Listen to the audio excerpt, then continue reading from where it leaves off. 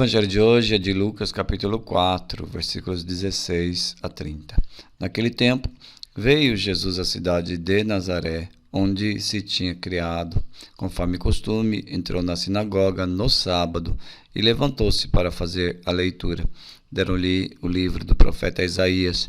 Abrindo o livro, Jesus achou a passagem em que está escrito: O Espírito do Senhor está sobre mim, porque Ele me consagrou com a unção para anunciar a boa nova aos pobres. Enviou-me para proclamar a libertação aos cativos e aos cegos a recuperação da vista, para libertar os oprimidos e para proclamar o ano da graça do Senhor. Depois fechou o livro, entregou-o ao ajudante e sentou-se. Todos os que estavam na sinagoga tinham os olhos fixos nele. Então começou a dizer-lhes: Hoje se cumpriu esta passagem da Escritura que acabaste de ouvir. Todos davam testemunho a seu respeito, admirados com as palavras cheias de encanto que saíam da sua boca, e diziam: Não é este o filho de José? Jesus, porém, disse: Sem dúvida, vós me repetireis o provérbio médico, cura-te a ti mesmo. Faze também aqui em tua terra tudo o que ouvimos dizer que fizeste em Cafarnaum. E acrescentou: em verdade vos digo que nenhum profeta é bem recebido em sua pátria.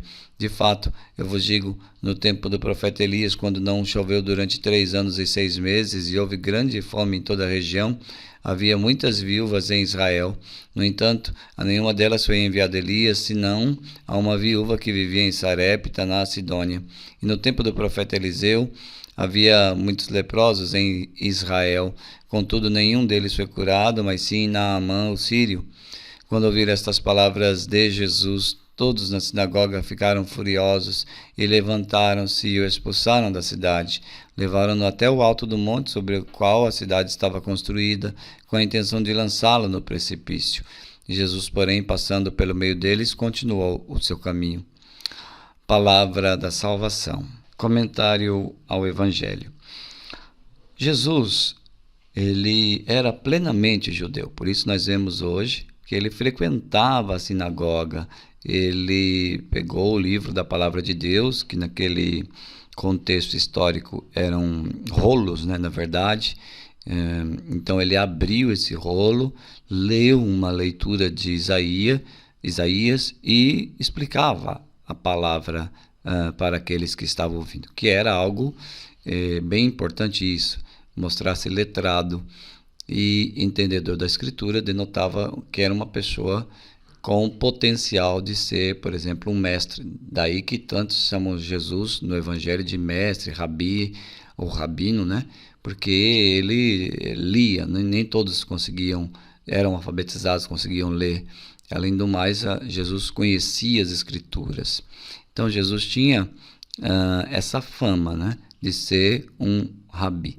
Mas naquele sábado seria diferente, porque ele iria apresentar uma passagem do livro de Isaías, dizendo que aquela passagem estava se concretizando, e com isso Jesus estava se apresentando como aquele que o Antigo Testamento esperava. Ele não é um simples rabino, ele é o Messias esperado, que estava ali concretizando aquela passagem do Antigo Testamento dita em Isaías. Claro que muitos ficaram chocados porque conheciam os familiares dele, falaram: mas não é ele o filho de José? E não achavam que fosse possível que o filho de um carpinteiro fosse o Messias tão esperado e que esse Messias estivesse ali tão pertinho deles. Por outro lado, no texto há um grupo que nos revela o segredo para amar e seguir Jesus: os olhos fixos nele. As pessoas tinham os olhos fixos em Jesus. Então é isso que nós devemos aprender nesse Evangelho de hoje: ter os olhos fixos nele, olhar para ele, confiar na sua graça. Quem confia nele não se decepciona. Quem confia nele não erra, não se desvia, não conhece o que é andar sem sentido, sem direção, e descobre a verdadeira alegria do coração.